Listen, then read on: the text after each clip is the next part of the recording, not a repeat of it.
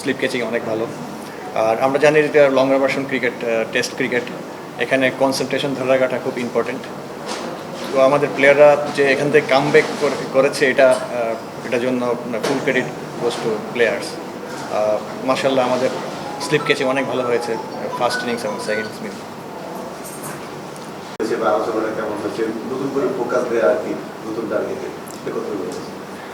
আপনারা দেখেছেন যে আমাদের যে ক্যাপ্টেন শান্ত প্রথম আমরা যে পঞ্চম দিনে আমাদের যে সেলিব্রেশন, ওই সময় একটা রিমাইন্ড দিয়ে দিয়েছে আমাদের আজকের দিনটা আমরা এনজয় করবো, বাট আমরা নেক্সট ম্যাচের জন্য আমরা যেন মেন্টালি প্রিপেয়ার হই। তো মার্শাল্লাহ আমাদের প্লেয়াররা সেই লক্ষ্যে এগোচ্ছে এবং আজকে এবং আগামীকাল ট্রেনিং আছে, এগুলো নিয়ে কাজ হবে। আমি দেখেছি অনুশীলনের সময় আপনি হাতে কিছু একটা লিখে আনেন, আসলে ওইটা কেন লিখে আনেন এবং প্লেয়ারদেরকে কি মেসেজ দিতে চান? অ্যাকচুয়ালি এই লেখাটা আমার নিজের জন্য লেখা ছিল, আর বাট সেটা আমাদের যে টিম ম্যানেজার আমাদের নাফিস ইকবাল, এটা সে দেখতে পাওয়ার পরে আমাকে জিজ্ঞেস করে এটার মোটিভেশনটা কী। দেন আমি একটা এক্সপ্লেন করি, হার্ডলসে এটা নিয়ে কথা বলি। অ্যাকচুয়ালি প্লেয়াররা হলো আসল আমাদের। প্লেয়ার হলো আমার যেটা ফিলোসফি, প্লেয়াররা হলো সূর্যের আলোর মতো আর কোচের একটা আয়নার মতো। যখন সূর্যের আলো যখন আয়নাতে পড়ে তখন একটা রিফ্লেক্ট হয়। তো এখানে আমি এক একদিন এক একটা স্লোগান লিখে আনি, এটা আমাদের খুব কাজে দেয় এনার্জি ফিল করার। যেমন sometimes like positivity, sometimes cooperation, sometime purity, এরকম টিম বন্ডিং। 5+ স্টার রেটিং প্রাপ্ত দেশের সর্বোচ্চ বিদ্যুৎ সাশ্রয়ী ওয়ালটন এসি। স্মার্ট কমফোর্ট এখন নেক্সট লেভেলে।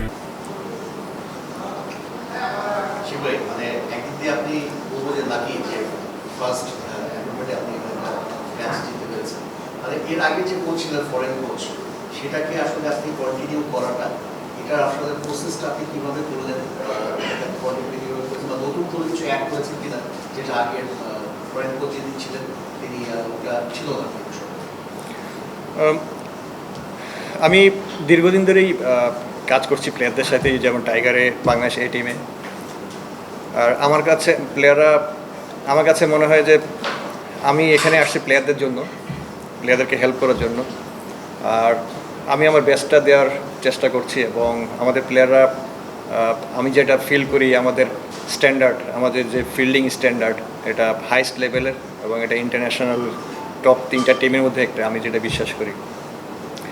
আর আমি ইনশাল্লাহ কাজ করে যাচ্ছি, সামনে কী হবে জানি না, বাট আমি বিশ্বাস করি যে যেমন আজকের দিন, এটাই আমার শেষ দিন, আমি কীভাবে ভালোটা দিব।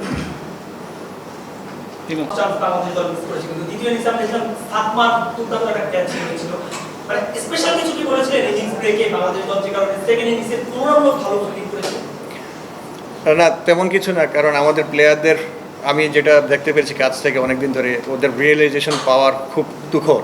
ওরা খুব কুইকলি অ্যাডাপ্ট করতে পারে বিভিন্ন পরিবেশের সাথে, এবং ওরা নিজেদের নিয়ে প্রিপারেশন যেটা বলা হয় সেটা খুব সুন্দর মতো করে। আর 140-138 কিলোমিটার গতিতে এই সাদমান যে ক্যাচটি ধরেছে, এত কাছ থেকে ধরা, এবং ব্যাটসম্যান সেটা কাট শটের মধ্যে খেলেছিল, নট ইজি।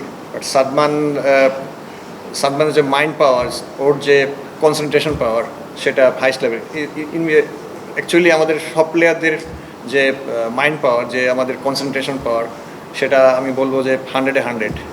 সেই কারণেই আমাদের সেকেন্ড ইনিংসও আমাদের দুর্দান্ত এনার্জি ছিল। ডে 1-এ যেমন এনার্জি ছিল, ডে 5-এ গিয়ে আমার কাছে, যেটা আমি অ্যাজ এ ফিল্ডিং কোচ আমার কাছে মনে হয়েছে 110% ছিল। আশিক ভাই, যারা ভালো ফিল্ডিং করে তাদেরকে আসলে ড্রেসিং রুম পুরস্কৃত করে থাকে, তত টেস্টে কেমন কাউকে দিয়েছেন আপনার বিশেষ পুরস্কার থাকে? আপনারা দেখতে পেয়েছেন একটা পুরস্কারটা 2টা ইনিংসে ফিল্ডিং করেছিলাম আমরা, 2টা ইনিংসে বেস্ট যারা point grade system, grade 1, grade 2, grade 3-তে যারা ফিল্ডিং ভালো করেছে, ক্যাচ ভালো ধরেছে, দুজনকে আমাদের যে নাজমুল শান্ত এবং লিটন দাসকে পুরস্কৃত করা হয়েছিল। এই পুরস্কারটা আসলে আমরা সব কাজের পিছনে একটা আনন্দ খুঁজি, সব কাজের পিছনে আমরা ইন্সপিরেশন খুঁজি, রিওয়ার্ড খুঁজি। তো এটা আমার কাছে মনে হয় একটা গুড মেসেজ ওভারঅল যে আমরা সব কাজের শেষের দিন আমরা স্বীকৃতি দিই, এটা অনেক এনার্জি লাভ করা যায়। আর ভাই আপনি অনেকদিন ধরে আসলে বাংলাদেশের ফিল্ডারদেরকে দেখছেন ক্রিকেটারদের কাছ থেকে, আগের থেকে যেটা বলছিলেন আপনি একটু আগে, ফিল্ডিং এ আমরা এখন ওয়ান অফ দ্য বেস্ট। আরো কিভাবে কোন কোন জায়গায় উন্নতি করা যায় আপনার চোখে আসলে কি মনে হয়? যে বিশেষ করে আমরা যদি উদাহরণ হিসেবে অস্ট্রেলিয়া, নিউজিল্যান্ড কিংবা ইংল্যান্ড, ইন্ডিয়ার ফিল্ডারদের কথা চিন্তা করি, আর সেই পর্যায়ে পৌঁছতে আসলে আর কি কি জায়গায় উন্নতিটা করা উচিত বা করা যেতে পারে? মানুষের জীবনে উন্নতির কোনো শেষ নেই, প্রতিদিনই আমরা শিখি, প্রতিদিনই আমরা উন্নতি করি।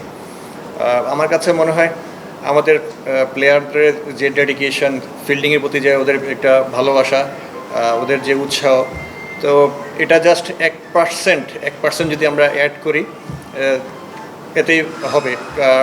আমাদের প্লেয়াররা অনেক ভালো, আমাদের প্লেয়াররা অনেক অ্যাথলেটিক এবং ওরা ফিজিক্যালি অনেক ফিট।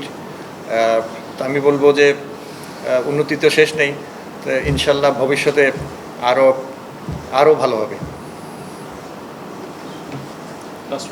ভাই বাবর আজম ফিরছে সেকেন্ড টেস্টে, সে one of the best player বলা যায়।